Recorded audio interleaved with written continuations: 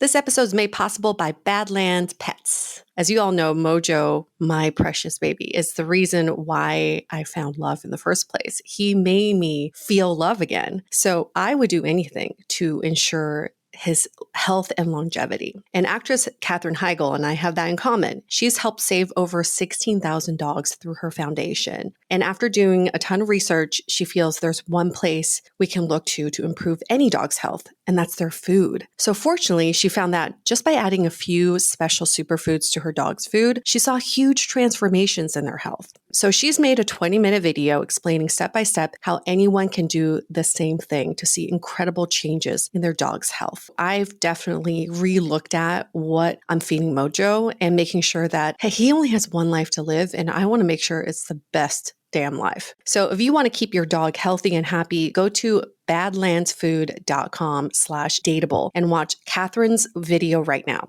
Again, that's badlandsfood.com/dateable. I was so excited to get my shipment from Last Bottle Wines in the mail the other day, full of incredible red wines, all from Napa Valley. I love wine tasting, so having this to my door couldn't be happier. Also, couldn't be more excited that today's episode is brought to you by Last Bottle Wines. If you don't know already, they're a Napa-based online wine shop with a twist. They offer just one handpicked wine per day until it sells out, and they're always at incredible prices. We're talking 30 to 70% off retail. And the best part is that there's no subscriptions, no fees, and no minimum purchase. And I could not be more excited to bring this offer right now because they're having a marathon sale, which is coming up March 28th and 29th. Even better, we're offering DATEABLE listeners 10% off your first order with code DATEABLE. So if you are a wine lover like me, this is a great time to join. And did I mention that shipping is 100% free? So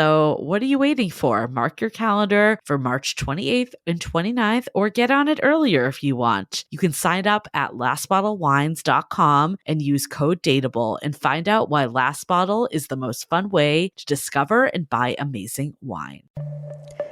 The Dateable podcast is an insider's look into modern dating that the Huffington Post calls one of the top 10 podcasts about love and sex.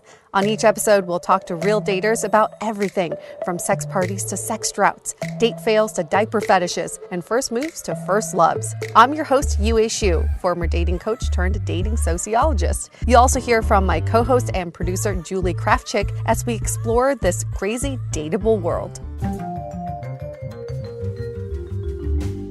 Hey friends, welcome to another episode of the Dateable podcast, where we help everyone navigate the modern dating scene and what is going on in today's world of dating. And what is going on is that we are both negative from COVID. Yeah, we're Thank COVID-free. God. I did a little COVID-free dance. You'd be proud of me. Wait, you just did it or you did it before? Well, I did it when I got the negative test. Oh, okay. So. No, okay. I thought, yeah. All right, good. Yeah. Well, I'm sad you didn't record that and send it to me. You're like, did I miss something? I missed it. You did it so was that fast. A shimmy or something? You're like, were you doing that in your seat? No, I did it for my partner. He's told me that my weird side comes out for him. And I'm like, compared to UA, I'm not weird at all. Listen, weird is good. That's when he you're loves it. Your he most loves the authentic weirdness. self. That's when you're most authentic. I was like, I feel like if I told UA that you thought I was weird, she would laugh because you're always like, I'm the weirder one of the two of us. I think I'm like weirder as in I've come out as weird, but I'm closeted weird. Yeah. I think you have like these impulsive, weird tendencies that I haven't seen yet. But one of these days, I guess like, when you had COVID, that's when it came out. Damn it, I missed it. No, it's been long before COVID. But yes, I'm more closeted weird. It's all good. I am so happy that we were both COVID-free, though. That is like the best news ever because in hindsight, it wasn't that bad, but it was still fucking miserable. I would say in hindsight, it wasn't terrible. Like we definitely both got lucky in the cases. And I think COVID current day is a lot different than it was 2 years ago. So for that, I'm very grateful. Would I want to get it again? No. Oh, hell no. Definitely not like a fun experience. But was it like the worst thing ever? I've had like flus that are probably the same. And I'm not equating COVID to the flu because I agree. I think what it is now is very different than what it once was. And what's scary about it is you don't know how it's going to hit you. So I feel like there's a little bit of a relief that I'm like, oh, it didn't hit me that bad, but you just don't know. And that's what's terrifying to me. It's so terrifying to know that there are like lasting consequences of it. So I'm still kind of experiencing the congestion and I don't know, the mind fog, the brain fog. But I do feel also very lucky in the fact that I was able to have access to a drug, Paxlovid, which is a Pfizer drug that shortened my COVID positive period. So I tested positive on Monday. I tested negative by Friday. And then Saturday we tested again, were negative and got cleared by the doctors. And then we headed down to Coachella for a day and a half. Because we're the good Asians that didn't want to lose out on the money that we paid for Coachella.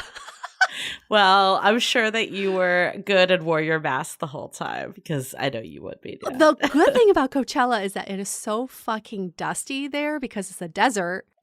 Everyone wears a mask because you don't want to get that shit in your nose. So my experience was not my full Coachella experience. And this was my first one. So I definitely don't think this is a representative, but we were sober the whole time because we didn't want to worsen our COVID symptoms. I think Coachella would be awesome on drugs or on something where you don't feel the environment that you're in or you don't care about the crowd. But when you're fucking sober and tired and recovering from COVID, I think the crowd really gets to you. Oh, I can imagine that, like on a good day, even without COVID. That's why I avoid stuff like that. I know. It's like I had FOMO because I hadn't, I'd never been to Coachella. There hasn't been a Coachella for 2 years. So this is the first one we were able to go to. And now we live in SoCal. It was so much easier for us to get to. It was fun for what it was. And we made the best out of it. But I definitely don't think I had the full experience. And I can totally see where those memes come from because you get you get there and this is a crazy thing, Julie. Everyone's dressed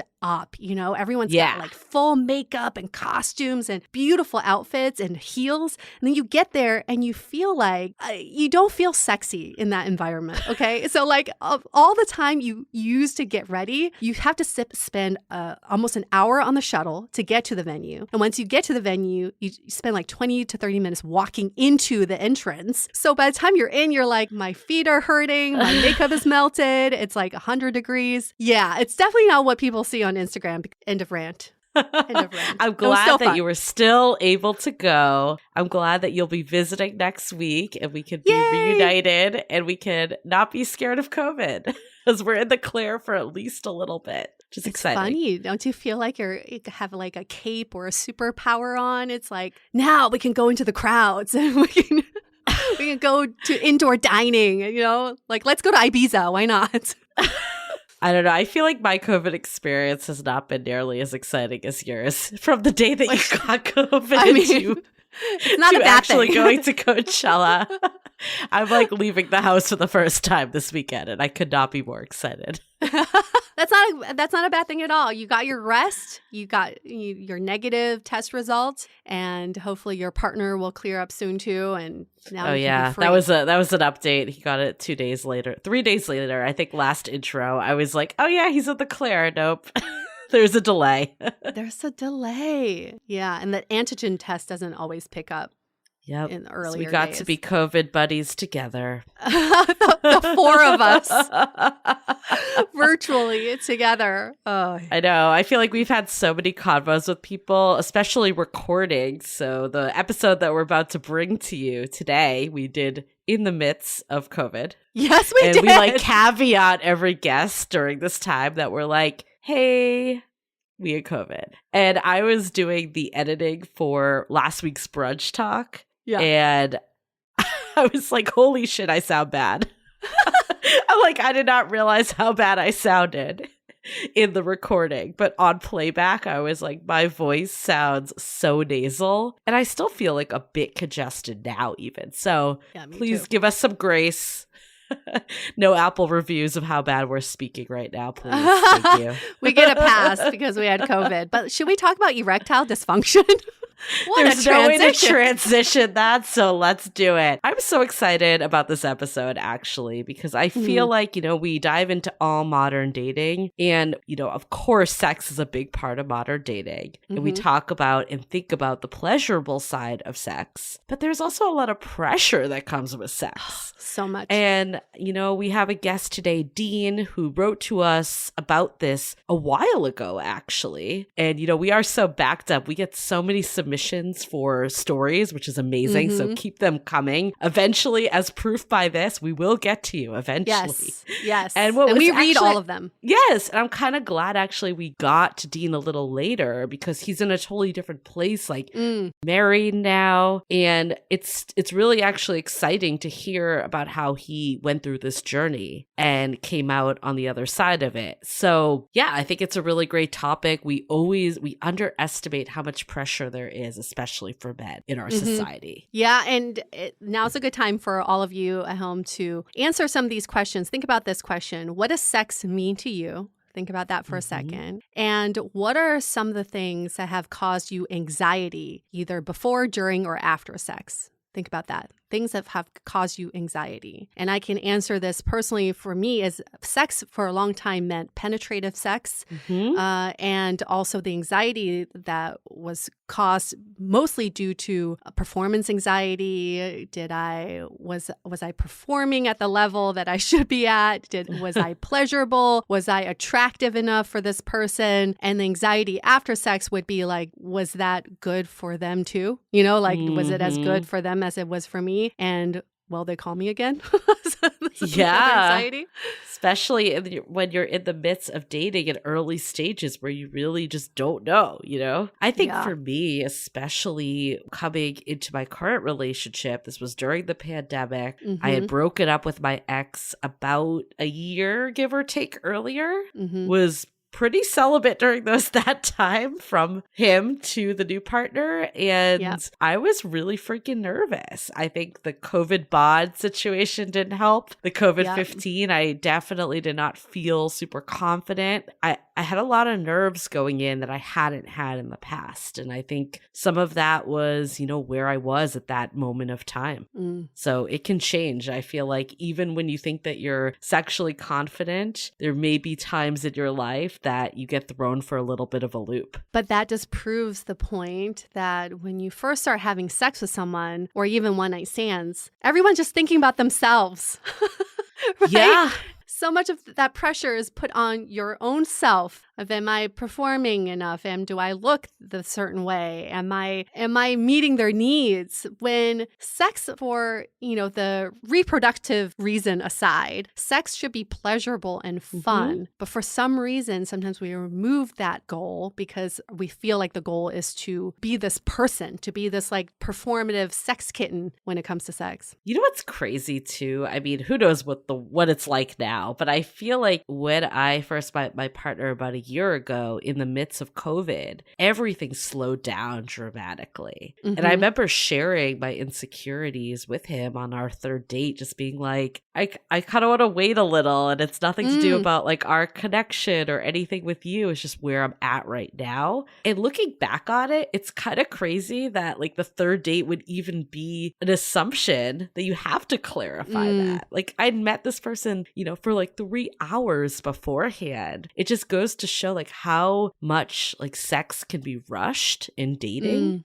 That third date was the benchmark standard in a pre-COVID time. And I like, just making out with people on first dates, it's like, you don't know these people at all. It's kind of nuts. Like when you look back on it, I'm curious how it is now. So listeners that are actively dating, definitely let us know. Like, are you feeling like people are resorting back to how it used to be? That the expectation is that you kiss again on the first date, you touch, all the stuff that kind of went MIA with COVID. Is the third date still kind of the standard go-to, or have people, slow down because of the world that we're still in? Clearly, the pandemic is still not over. We are still getting COVID.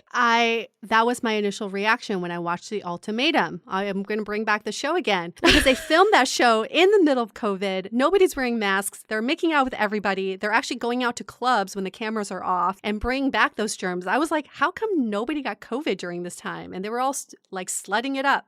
I remember actually during COVID going on a date with someone. We went to a park and then he asked to use my bathroom after. Oh, yes. And him coming in hot for the kiss. And I was so, turned off by it because it was just way too invasive of personal space in the world of COVID. And, pre-COVID, I probably would have totally embraced it. And I remember him being like, should we take this to the bedroom? And just being like, what the fuck is happening? And just being like, no. And I think there was a huge shift of the way we view germs, the way we look at all this stuff. Yeah, it makes you pause before you kiss someone now. Is it worth it? I think that's a question. Is this germ exchange going to be worth my time and worth the risk of catching something? And maybe most of the time the answer is no, it's not worth it. Yeah. I mean, let's be honest. That's probably how both of our partners got COVID. That's the way that it's going to catch the fastest. I mean, maybe just from talking too, but as soon as you're in for a kiss, it's over. I feel like if you have COVID,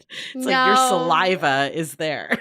My partner and I both caught COVID during a breathing meditation, so I did not give it to him. Well, more because there was a delay, but yeah, he probably got it from the breathing meditation. So many people said that story was so funny. Sure, yes, he was also opening his mouth and breathing from his womb, during this time. So there's no way he escaped that COVID meditation. But yeah, no, I think revisiting what sex means, especially in this point of where we are in the world and what COVID has done for sexual interactions and even kissing, right? I think it's important to think about what does it really mean. I feel like we did so freely give that away for so long. Mm-hmm. And, maybe people will come out and still say I don't actually hold it to have that much of a meaning. I think everyone is very different on how they view sex, but doing these episodes, at least for me, makes me pause a bit more. Even last week's episode with Sydney, her sharing how she was a virgin until 27 and how she viewed sex, and I think about Kat Harris, the episode we did, who's still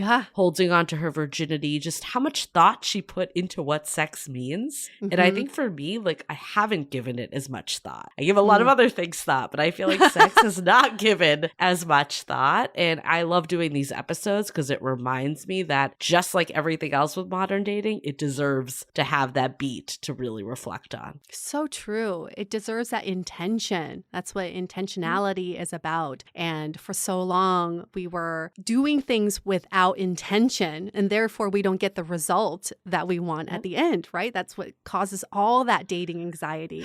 So it's good to, I agree, these episodes, especially this episode, will help you all not just to think about erectile dysfunction. Yes, that's part of the story. But I think the ultimate learning is, what do we want from sex? What is our intention from sex? And how do we want to enjoy that time with our partners? It's more important than, am I performing or am I getting it up? Yeah, and how to navigate when things don't go as planned, because it's bound to not go as planned, whether it's on your side or your partner's. It's something that is good to get ahead of, even if you're not in the current situation. For sure. Cool. Well, we will leave it at that because we have a whole episode to go into it. Some quick announcements this week. Make sure to check out Brunch Talk, which is our new installment every Sunday. We also have a sex-related topic this week. I'd say maybe the opposite of today's episode, but I'll leave it at that and leave the anticipation to grow, and people could check that out and listen. But I think it's going to be a relatable one for many people. It's also about dicks. There. That's enough.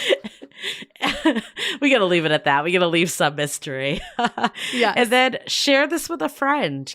That is the best way to pay it forward. Pay it forward to us for, our time doing this podcast and continuing to bring these guests. And then also for all your friends out there that could learn and gain the knowledge that you all have by being dateables. So share it with a friend, especially if they're going through something related to the topic of today. This may affect people and be just what they're looking for. Yep. And then finally, follow us on Instagram. That will be our last announcement today at Dateable Podcast. Yes. Okay, let's go into a few messages from our sponsors. This episode is brought to you by the book Unstable from New York Times bestselling author Alexandra Ivy. In this bone-chilling romantic thriller set in Pike, Wisconsin, a small town with more secrets than residents, a cold case expert and her sheriff ex-husband reunite to solve a cold case where footage of a bound and gagged girl is discovered on a mysterious old VHS tape. So here's the twist. A dead man in a cemetery is no news unless he's found on top of a grave with a bullet through his head, and instead the grave contains the remains of Stacy Gale, thought to have run away nearly 3 decades ago. Then an old VCR tape arrives at the sheriff's station, showing Stacy before her death, bound and terrified, with a note claiming to be from her killer's apprentice. Now, Rachel Fisher's job in Cold Case Files has brought her back to Pike, Wisconsin, where she'll be working alongside her ex-husband, Zach Evans. In this small town, a killer walks, twisted, ruthless, determined to continue his master's work, and unless Rachel and Zach can find a way to get ahead of him, the nightmare will never end. Find Unstable by Alexandra Ivy at kensingtonbooks.com or wherever books are sold.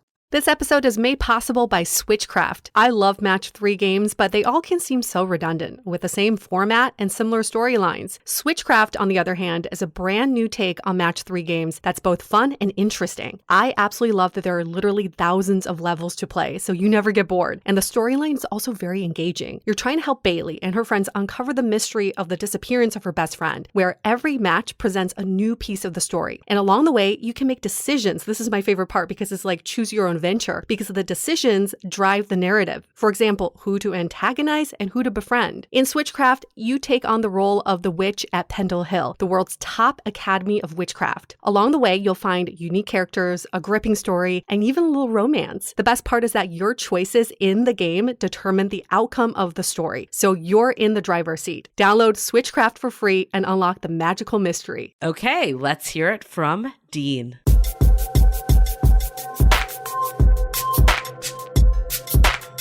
Sex can be fun, but sex can also be challenging because of all these societal pressures around sex and the fact that we're really a society that doesn't talk about sex as much. It's just really interesting to see how people come out of sex with all of these challenges that sometimes you're not able to discuss with your partner even. But today we want to really focus on ED. What is ED? Erectile dysfunction. And this is something that many men will experience in their lifetime or have experienced. And I'm really glad that we're talking about it because it's, again, comes with the sexual pressure of always being able to, a lot of men are expected to be able to perform and to perform well and to perform on demand. And that's not how the human body works. So let's get into this conversation. We've got our guest, Dean, with us. He's 31 years old. He lives in San Francisco, been there for 3 years, originally from New York, and he is married. How are you, Dean? Great. Thanks for having me on the show. Of course. We're so glad you're willing to talk about this. Like you teed up, this is such an important topic. It actually made me want to look at what the official definition of erectile dysfunction was. So the definition was the inability of a man to maintain an erection sufficient for satisfying sexual activity. Is there anything that you would add to that definition, Dean? I don't think so. And I don't think I've ever defined it, or it's one of those things where if you think you have ED, it's just something rather than anything that I never thought about it from a dictionary definition. Well, let's talk about your personal experience with ED. When did you first start to experience it in your sex life? Yeah, so I think in terms of my story, I was in an existing relationship for about 4 years and never really had any issues during that relationship. But after I got out of the relationship, I started dating again, and it was a lot of new things, right? New partners, new dynamics.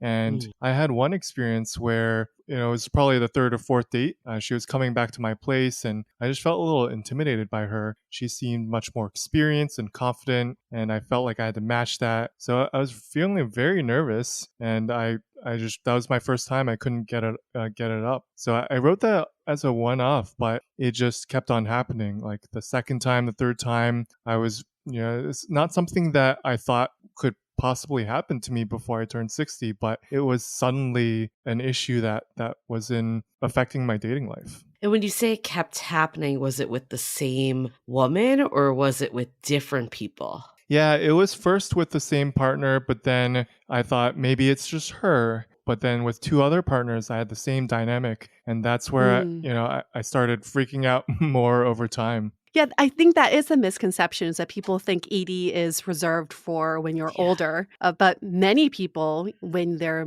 much younger, start experiencing it. And there's just so much stigma around it. So I'm curious to know when this first started happening to you and you started seeing this as a pattern, what were some of the thoughts that were going through your mind? Yeah, I think before that, it was being ignorant about it and just trying to ignore it and denying that, right? Sort of like not trying to admit to myself that was a problem. But then once it became a pattern, I started entering like a freak out kind of OCD stage almost, where I think there's a lot of behaviors I had where like it would be kind of compulsive. Felt like I would try to test myself to see if I could get an erection randomly. Like before I went on a date, I would be like, does it still work kind of deal, right?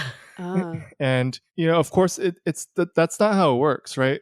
Being by yourself is very different than being with a partner. So it's not like that testing did anything. It was just me being on edge and wanting to reassure myself. Well, yeah, the more you get in your head, too, I can imagine it only builds up the pressure. So you said when you were in the last relationship of 4 years, you didn't experience this. Do you think that it was because you had a level of comfort in a relationship versus being with new partners, or why do you think that was the case? Yeah, I think absolutely. I think, when it's not something that pops into your mind, it's much easier. It just feels comfortable and natural. But new experiences can get us into like a thinking and worrying phase, right? And then I felt like once I was in that mindset, it was harder for me to get out. So it's kind of like a seal was broken for me once I had that first experience. Was this kind of like the first time that you were actually dating, or had you done dating before? I had dated before too, but this was definitely the bulk of my dating experience being in that long relationship. So maybe to some extent, it was my first time like really getting back into the market and having new experiences. Was it like your first time using dating apps, or had you done them before? I had done it before, but it definitely changed a lot after 5 years where it was still new at when I started initially. But when I started dating again, it was suddenly, this is the way you meet your partner. And were you able to communicate about this with any of your partners? Because I'm asking because I had an experience with someone who had ED and we had a relationship where he was never able to get it up, but he just never wanted to address it. So then I just assume, he would always be like, oh, I had too much alcohol or I'm so tired. And to this day, I'm still sitting here thinking like, was I just not good enough? Was I not attractive enough? I wish we had an open communication or something or conversation about it. So were you able to talk about this with any of your partners? Yeah, I think communication is something that is important in every relationship, but especially with ED. But I would say that it's more of like a later in the game kind of thing, right? I think there's a lot of work that the guy needs to do of being able to face it head on first, right? It sounds like your partner was more in that earlier denial phase, right? When you're in that state, you're not able to communicate because you're not ready to, maybe. So I would say that like talking about it is important, but it is something that you have to build up to. And I think there are ways to build up to that, but it's definitely not easy. So were you able to? Because I could see that it would be hard with people that you were just dating, right? Let's say you've, went on a few dates. You don't know this person super well. Kind of take us back to where you were. Like, where was your headspace about wanting to talk about it at that time? Yeah, I mean, I think to be honest, a lot of the partners that I had early on, I was taking more of that hope approach where, okay, maybe this time will be different. Like I don't have to talk about it. I don't have to have a conversation about it. Right. But what I realized was that actually it was an asset for me to talk about it because, everyone has performance anxiety. It's not just a guy thing. Right. And I felt like when I was actually comfortable enough to admit that I had ED, it was actually taken as a sign of me being confident. Right. And so that realization helped me have that conversation more upfront. But I would say that it took a while to get there. And how did you get there? Like, how did you have that revelation that you're like, I can just talk about this? Yeah, I mean, I think you guys sort of talk about this a lot on your podcast, but a lot of it ties to expectations, right? We feel like we have to meet expectations. We feel like our partners are holding us to this higher standard. And a lot of the work that I did earlier on, and credit to my therapist, was basically, let's look at these expectations, figure out what's actually causing the anxiety, what's causing you to have the denial, and then let's just have an open look at them, right? And then once you actually look at some of these expectations, it's like, oh, okay, it's not that scary anymore, right? And so that really opened me up to having that conversation with partners. Well, I want to focus on that a little bit Yeah. more. At what point did you decide I need to seek help? And what were those initial conversations with the therapist like? Yeah, so I think what I did early on was first go to see a regular doctor and rule it out being a physical problem. I got my testosterone checked and basically all my indicators were fine. So the doctor was like, yeah, it's probably 100% psychological. So I think from there, it was like, okay, well, if it's my mental game, let's work on this. So I contacted a few therapists and I started on that journey. Yeah, and to your question about like what were those first few conversations like? It was first talking me off a cliff of like, look, am I normal? Like, am I like what's wrong with me? I'm still in my 20s. How's this happening to me, right? It's also talking me off the, I need a quick fix, right? Like, give me something that I'm going to treat this right away. This is not supposed to happen to me. So a lot of it was setting my expectations about, hey, this could be a longer journey. Hey, you might need to take time and we need to dig into some of these things in a deeper level instead of, all right, you're going to take a pill and that's the end of that, right? I think pills are something that can be very helpful, but if it's a purely psychological issue, if you're just using it like a crutch, right, when that crutch fails, you're totally screwed. So I felt like I really needed to meet with this therapist and do that mental work to be on the path to recovery. I want to dig into these expectations around sex, but before we do that, I want to go back to your dating life because I can imagine this would be really hard to date when this is in the back of your mind. Like, okay, I'm going to have these great dates and then it's going to get intimate and then this is going to happen. Could you kind of walk us through like how your dating life was, how this impacted it, and then like what happened with these partners when this would happen?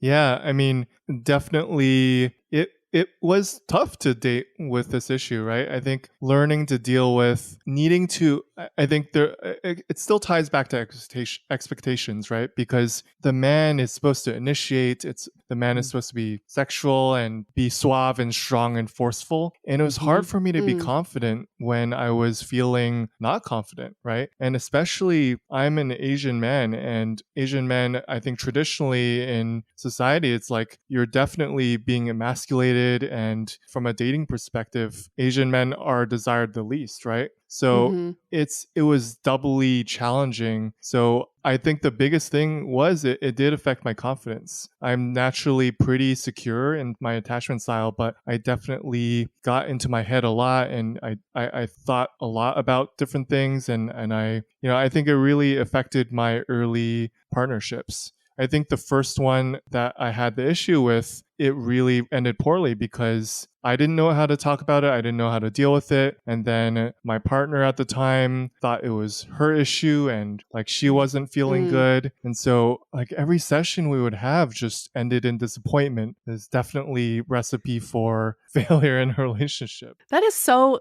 crazy to think about, that you were in a stable relationship where you didn't have any of these issues. And all of a sudden you found yourself dating again. And it's because of these societal pressures and expectations. You are back at, experiencing these issues that you didn't have when you were in your last relationship. I feel like that says a lot about modern dating in general. It just like gives us so much of these insecurities and pressures for really no reason, because you were like, the whole goal is to get into a stable relationship. Right.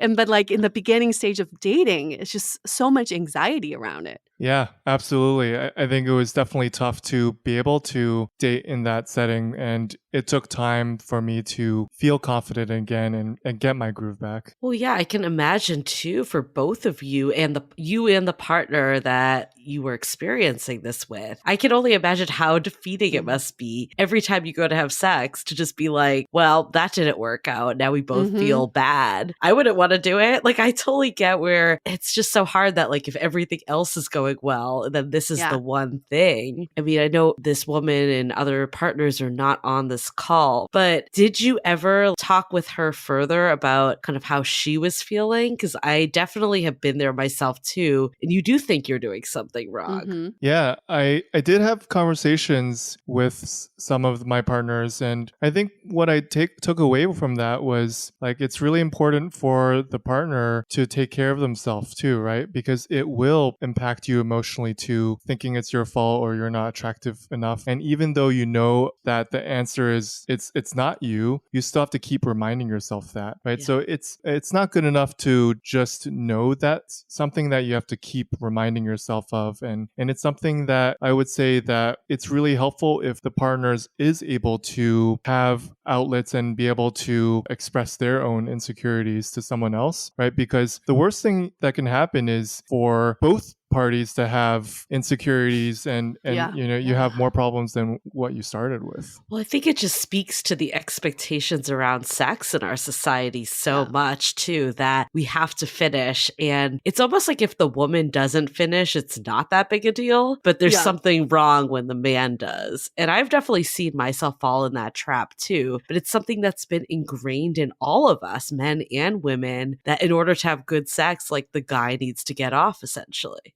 Yeah, for sure. My therapist was talking about like try this thing called non-goal orientation, right? Yeah. Where look, it's not about the orgasm, right? And I get it. I get this concept, but in practice it's so hard because we're so trained on this is the goal. This is what success is measured by. And the narrative that we've been told ever since we were teenagers is basically men can get it up whenever and wherever. Yep. You like, don't look at them in the wrong way because then they'll have a boner, don't touch them. Don't touch their lower back. They're getting a boner. You feel like it's just a simple thing for a man to just get it up. It's like the most basic foundational sexual, response to your own attractiveness. But that's not the case, right? So I want to get back to now that you're married, and how are you able to go from the work that you did with your therapist to now being in a committed relationship? Yeah, I think it definitely took a lot of listening to my body. I think you guys talk about a lot on the podcast as well, but it starts with taking care of myself, and working out more, eating better helped as basics, right? But a lot of it is also like learning over time to respond to my body better. New relationships are just not comfortable. I don't know this person yet, right? So I can't expect my body to be like, all right, let's have sex now, right? Yeah. And so I really was forced to listen to my body more. And some of that was also retraining my body a little bit to be more sensitive. For example, I did things like mindful masturbation. And this is a term that my therapist also introduced to me. But basically, when we're having sex, a lot of it is sensual. A lot of it is, it's not visual the way that porn is. It's also just a very soft and something that involves a lot of our senses. And so retraining your body involves being sensitive to all these signals instead of the porn that I was watching was definitely not the same as having sex with a partner. So the goal and what helped me a lot was making sure that I slowed down, I listened to my body, I did things that were a lot less stimulating, and that led me to be more sensitive during actual sex with my partners. Oh, interesting. So when you met someone new, right, or when you dated, I guess putting it in timelines of your current wife, did you start to get comfortable before her, or was it really her that kind of got you to feel like you were starting to overcome this? Yeah, I think it really took me getting into a stable relationship for me to get over the hump. And I think without being in a stable situation where you're able to communicate well with your partner, you have that security, you start to build the right patterns with your partner. I think it really took that. Like when I was dating, it was very hard for me to be consistent and to feel like I was comfortable. So when you first start dating your wife, your now wife, were you getting ahead of the problem and just telling her what was going on? Yeah, I did bring it up to her very early on, and she was very understanding. She was very non-judgmental. Okay. She helped me feel safe about it, and she was Mm. open to trying to be non-goal oriented. Even though in practice it was still difficult, she definitely did a lot of things to put me at ease. Mm. And did you guys wait longer to like have sex? Like, did you ease into other things before, kind of going towards intercourse? Yeah, we definitely experimented with a number of different things, like, just having an only touch session, like Mhm. giving each other massages, doing things that aren't just about, all right, penis and vagina sex, right? Mhm, mhm. Right. And I'm not saying that all of these experiences were necessarily natural or easy to come by, since we just don't have these patterns in our society. But having a partner that's willing to experiment was really helpful in my road to recovery. And how far into the relationship did you start all this experimentation? We probably started about a month and a half or 2 months in. It took a Okay. while for us to build that trust with each other and be comfortable. And at that time, I was already being more cautious about jumping into a sexual situation right away, right? So Yeah. we had a longer build up, and that definitely helped too. It's so crazy in today's world that a long buildup is like a month and a half, 2 months. Right, It's yeah. not even that long when you think Yeah. about it. But in today's world, when the expectation is third date, it is a long time. Yeah. Mm-hmm. Yeah, for So sure. before you met your now wife, did you take like a break from dating at all while you were working through all this? Or kind of walk us through, like there's this gap of I've identified this as a problem. It's getting in the way of my current dating life and budding relationships. How did you kind of move to the next stage? Yeah, that's really insightful. I did take a break during that time. It took me probably a year and a half to go from my first ED issue to feeling like I've got over a hump with my now wife. And during that time, it wasn't dating throughout, right? I think after the first few months, I just put my body in such a difficult situation that it just shut down. And so I had the time, I was forced to sort of go back to the drawing board. So just because I wasn't dating doesn't mean I couldn't make progress even with other people. Mhm. So one thing I did was I went partner dancing. You're able to build up sensuality in a safer Mhm. environment, right? And so Hmm. I sort of tried different avenues of helping my body be more comfortable in different situations, right? I think a lot of what I was doing was also being able to talk about it with some of my friends. And I think that's a big step, actually, because first you're in denial mode, like you can't even admit it to yourself. But then to really overcome it psychologically, you have to really believe that it's not an issue that's impacting your life. It's not something that you're shameful about or you feel a lot of stigma towards, right? And so once I was able to reveal it to my therapist, I was then able to reveal it to a close friend. And after I got a good reception from him, I started talking about it to other friends. And it kind of snowballed. And I'm lucky to have a friend group that was very supportive. I imagine that if someone reacts negatively to that story, it could send you down a tougher path. But I was able to have great conversations about it. I feel like friends are so essential on the dating Yeah. journey. It's one of those things that is the most overlooked support system that you need. And, especially for men, there are studies that men have less close friends than women do. And to go to a subject like this, I really do commend you for being able to have those conversations. I think a lot of people just wouldn't. Like they would just be like, I'm going to deal with this. I'll figure it out. And that's just such a smart way to do this too, because the more you talk about it, the more you normalize the conversation. So when you do start dating again, you don't feel so odd bringing up this conversation. So with your current wife, how far into your dating timeline did you bring up this topic? I think definitely it was something that I had to mention pretty early on. By the end of the first month, we had talked about it, and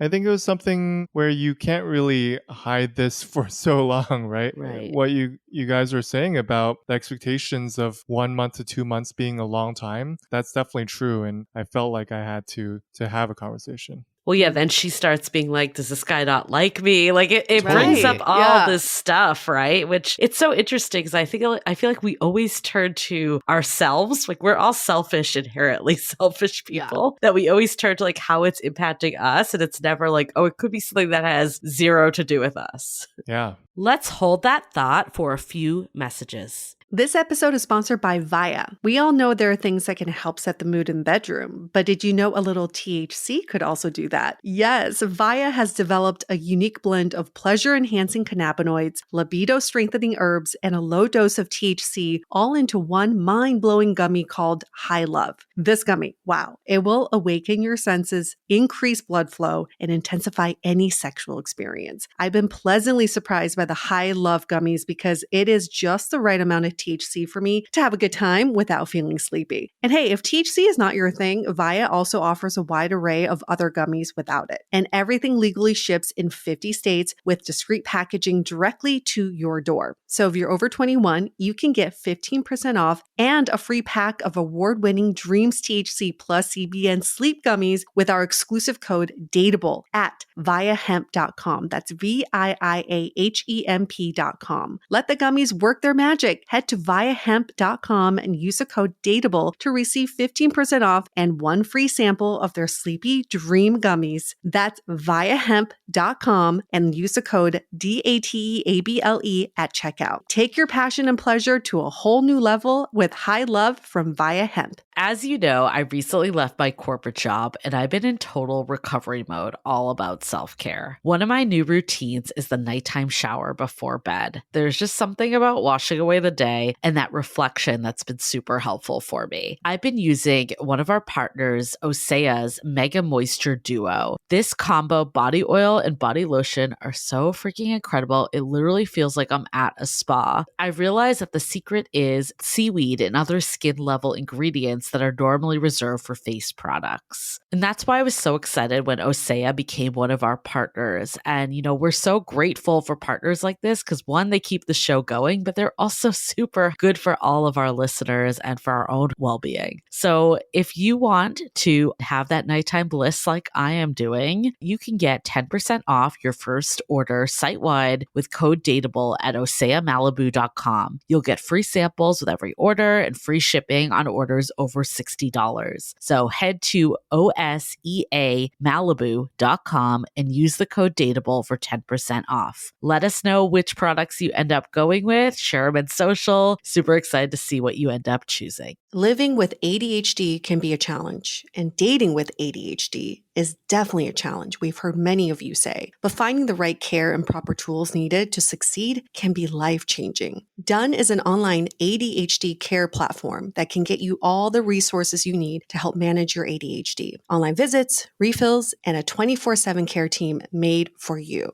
In just 1 minute, Done's online assessment can help kickstart your ADHD treatment journey. With experienced clinicians, worry-fill refills, and online visits, you can start getting personalized care as soon as today or tomorrow. So contact an expert team that can help you around the clock and get a personalized treatment plan just for you. Here's how you do it. Take a free 1-minute assessment and book an appointment with a licensed ADHD clinician as soon as the next day. Get continuous care, one-click refills, insurance coverage, and 24/7 care team support with Done for just $79 a month, and pharmacy copays as low as $0. Visit get.donefirst.com/podcast to learn more. That's get.donefirst.com/podcast to learn more. Done. Turn ADHD into your strength. And you're like working with your therapist, you're feeling good, you're taking this dating break. At what point did you decide that you were going to get back out there, or did you meet your wife just more randomly?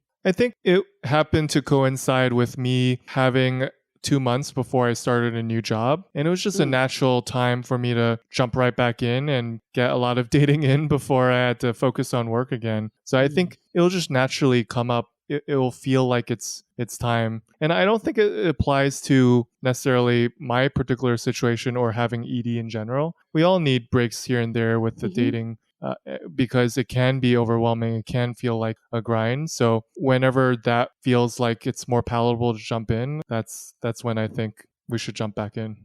I would love to explore some of the conversations you've had, because I think that's kind of the blocker for a lot of people is how do I communicate this with someone new I'm seeing? So could you give us verbatim some of the conversations you had? How were you able to bring it up in early dating? Yeah, I think one of the key lines I used was probably, hey, this is really hard for me to admit, but I've been struggling with ED for a while. I think that's the main phrase, right?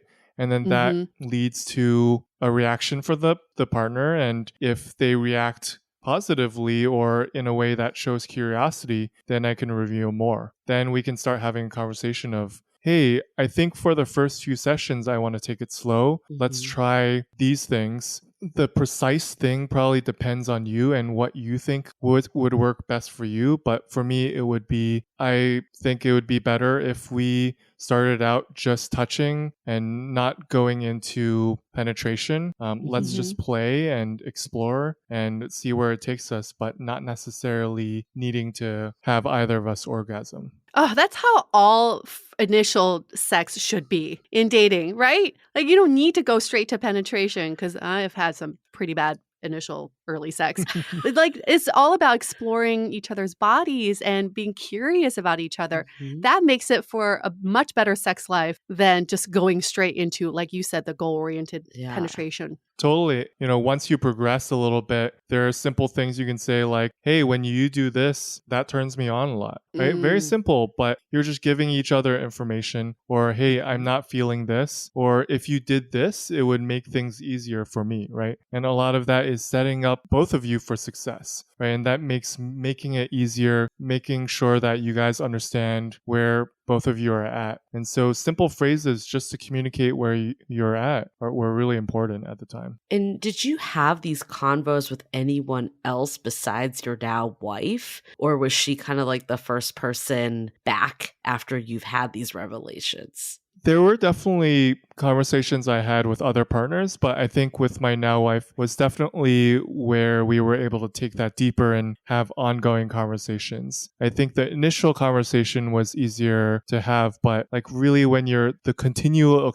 experimentation is something that comes over time and only happens in the course of months and not, over 2 or 3 sessions. Were you met with any sort of bad reactions when you had these conversations? I would say that in general, the reactions I had from my partners were very understanding. That being said, right, I was often worried that maybe they're just saying that and they're actually going to judge me for it. And so I think there's still stuff going on under the surface that it's not just because you have the conversation, things are good. I think that's where you have to continue to communicate. I think it's you having to continue to reassure each other that, hey, it's not because you're not attractive enough, or, hey, like I really like you and this doesn't affect, me liking you at all, right? And so it's not just a one-time conversation. There's a lot of repetition involved too. And with some of these other people, not your now wife, was the reason it didn't work out, was it related to this, or did it have nothing to do with this aspect? I don't think it really had anything to do with it. I think after the first few bad experiences where the relationship was definitely being held back by having ED, it progressed in a way where, no, it was just we were not compatible and not, oh, there's something wrong with our sex life. Right. The zillion other things that could go wrong in modern dating. How do you think do you think it was your current wife and the way she was able to meet you? Or do you think it was where you were on the journey, or a combination of both? I think it's definitely a combination of both, where I was finally ready in terms of listening to my body more and chilling out about it overall. And then also her being just really non-judgmental and helping me feel safe, right? So it's definitely a combination. You talked about some of her reactions. I would love to get into that a little bit more. For a partner to show that compassion and understanding, what are some of the other things that she said to you after you had revealed this topic? Yeah, I don't think it's necessarily anything she said. It's more the way that she said it, which is very soft, and you can tell when someone really cares about you and, is trying to understand what's going on. So I don't think there's anything in particular she said that was game changing, but it was just me feeling like I could be comfortable with her and I could share with her and I could communicate with her. I know you said that you started off doing more experimentation and easing into things. Did you ever hit a point where it just felt like you didn't have to worry about it? Or was this always something that was kind of top of mind in your sex life? It definitely hit a point where I wasn't worrying about it as much, but I will be honest in that this is an ongoing journey in the sense that it will still pop back into my head. And there's nothing I can do about it when it does other than just try to stay in the moment. But I would say that it will vary from time to time. And there are times where I'm not worried about it at all and I'm just fully in it. And there are times where to make sure that we pause and we don't get ourselves into a situation where I'm in a negative place again because I wasn't feeling good. Right. Are there any tactics that you can, share with people that kind of help you stay present and not be in your head? Because I do think that is one of the biggest challenges with this is the more we get in our head with it, the harder it becomes to not have it happen. Right. Yeah, I think a lot of this ties back to practices around meditation too, right? The way that we all try to deal with anxiety is also partially solved by meditating and having that approach where you're just present, you're practicing, you're paying attention to your breathing, to your body. So a lot of those things are not just ED practices. They're things that will help you have better mental health overall. And so, I think that's what I recommend. I think I might have mentioned sensory awareness, but if not, I think that's really a practice where I remember sitting outside in a park and just for 20 minutes, I would turn to one sense after another and just focus on that sense. So for example, like just trying to smell and seeing what smells come through my nostrils and and then moving to sight and just seeing every blade of grass. It sounds a little bit crazy too, but I think it's part of the practice that I built around trying to be more sensitive and more aware of my body, and that's definitely helped me be more present in interactions with my partners. I feel like that's something we should be doing all the time. This sensory mindfulness and meditation is so important. We actually had a guest on, Shirzad, who came up with the positive intelligence quotient, and he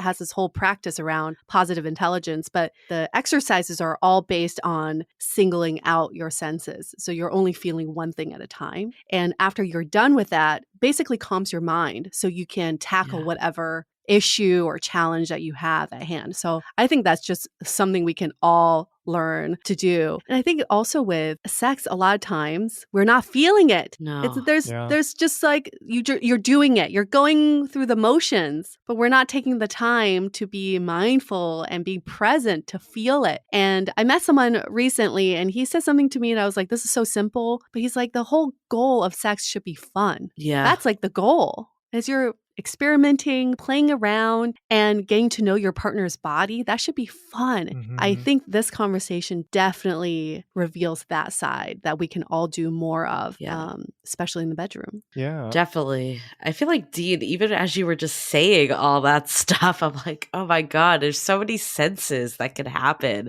during sex. And we're not thinking about any of it. We're not taking in the moment. We're jumping to the finish line. We're so goal-oriented that we're not enjoying the process, which I think, goes back to what you were saying, Yue. It's like, it's supposed to be fun. Yeah. If we're just trying to skip to the end, what's the point of even doing it in the first place? Yeah, for sure. And even this entire ED journey, I feel like has been an opportunity for me to experiment and even have good experiences from it. And it's something where it's not just a negative thing that was burdening me. It's something that pushed me and helped me grow and led me to experiences that were fun. So I think that's definitely also something that I want to make sure folks that are suffering from this, they're framing it in a way that helps them have a more positive mindset and have it as an opportunity for the growth. I feel like sex, too, we think about it in such a hetero perspective of penetration. Experiencing ED, has it made you more exploratory in other avenues of sex? Yeah, I would say that it has, but not to the extent that I expected. I think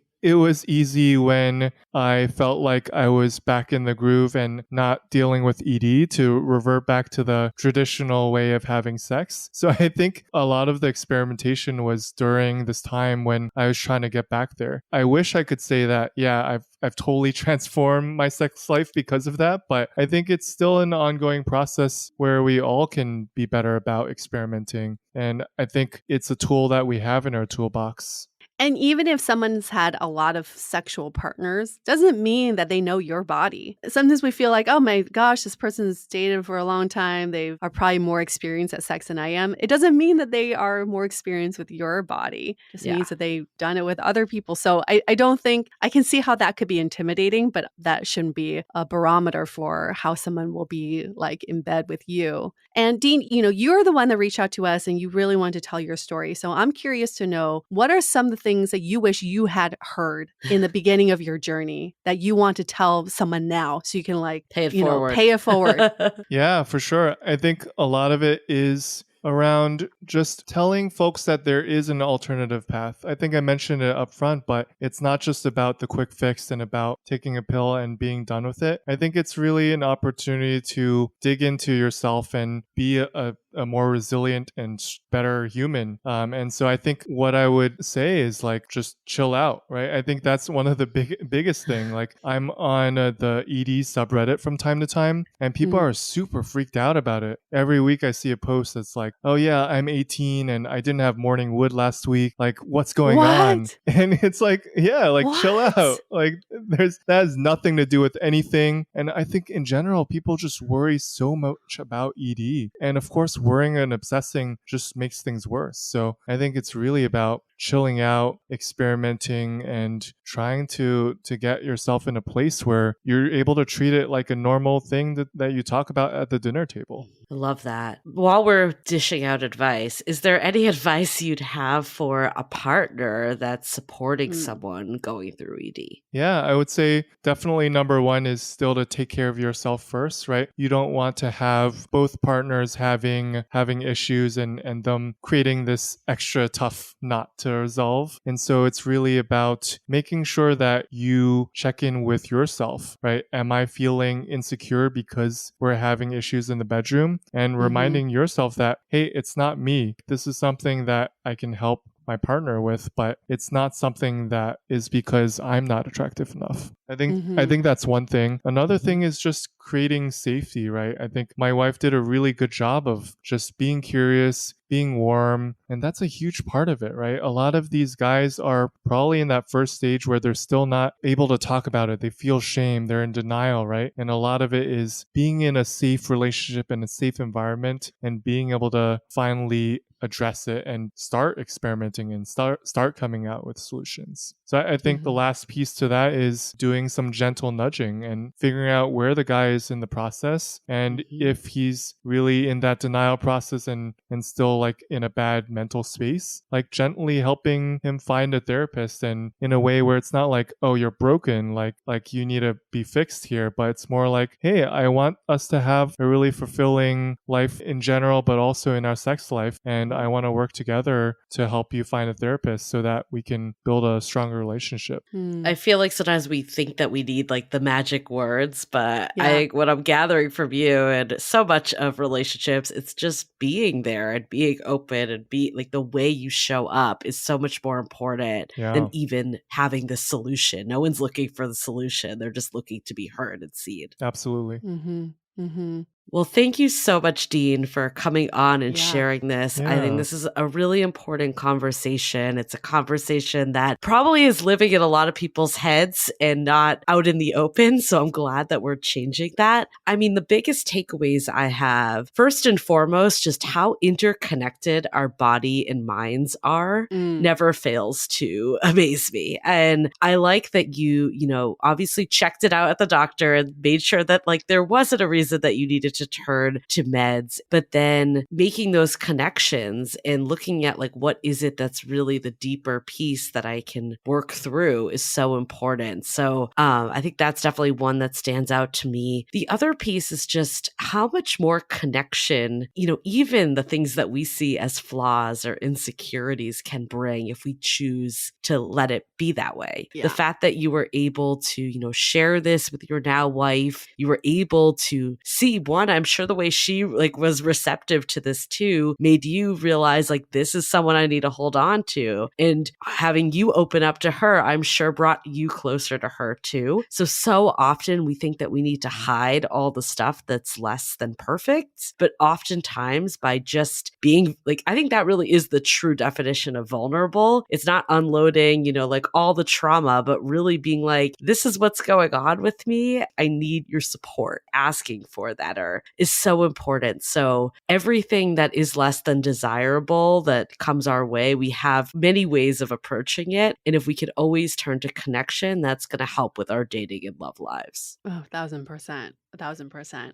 I feel like ED is just the clinical term for what many of us have experienced, even as women, because erectile dysfunction is a lot more visual. You can see it not doing what it's supposed to, quote unquote, supposed to do. But many women feel this as well. It's like, sometimes I'm not as turned on as I think I should be, or I should feel this horny right now. And when we had Emily Nagoski on our podcast, she talks about the sexual accelerators and brakes. And sometimes if you have so many brakes, no matter how many accelerators you get, you're just not going to get turned on. I think that's a fact we need to face. So instead of trying to find all the stimulation, all the porn, all the sexual images, if your brakes are what's stopping you from getting turned on, you're never going to get there if you don't address your brakes first, right? So I think that's a really important point for me to take away is like, sometimes it's not about the stimulation. It's about what is in my mind right now that's stopping me from,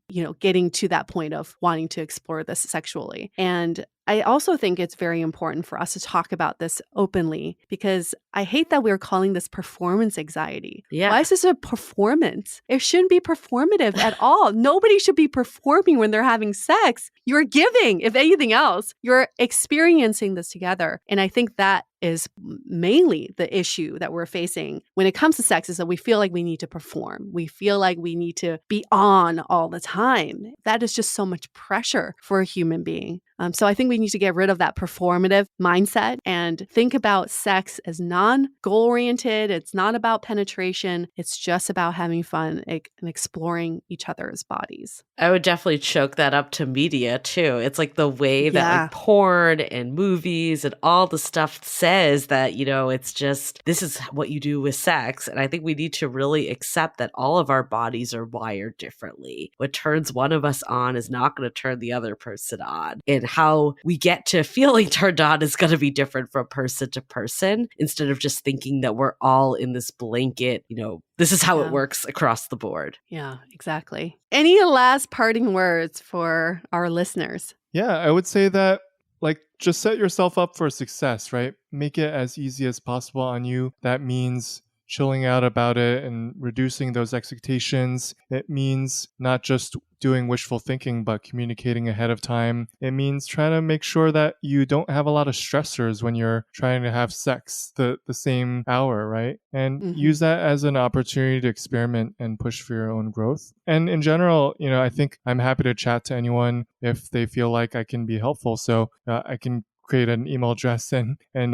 maybe you guys can include in the show notes. Yeah, of course. That's so kind of you. That is truly paying it forward. So we are happy to do this. Thank you so much for offering to field some questions. And it just shows that whatever you're going through right now, you're not alone. There's someone else. There's many other people who are going through the same thing. So never feel like you're alone in this. And that's our purpose here with the Dateable podcast, is to create this forum so that you know you're not alone going through this. And there are other people who've gone through it and they can tell you how they got through it. So thank you again, Dean, for coming on our show and telling us your story. And for all of our listeners, we love to hear from you too. One way is you can email us, hello@dateablepodcast.com, or you can DM us at dateablepodcast on Instagram, or you know what? Head over to Apple Podcasts and give us a 5-star review. That's where we read all of the messages.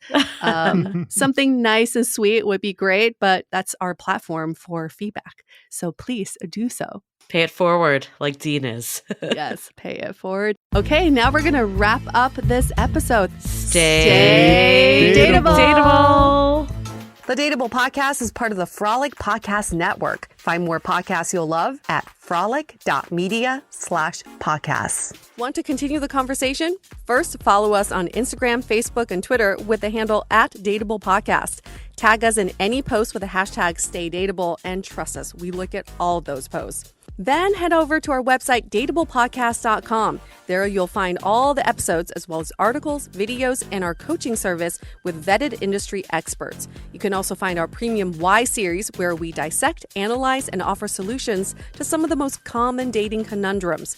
We're also downloadable for free on Spotify, Apple Podcasts, Google Play, Overcast, Stitcher Radio, and other podcast platforms. Your feedback is valuable to us, so don't forget to leave us a review.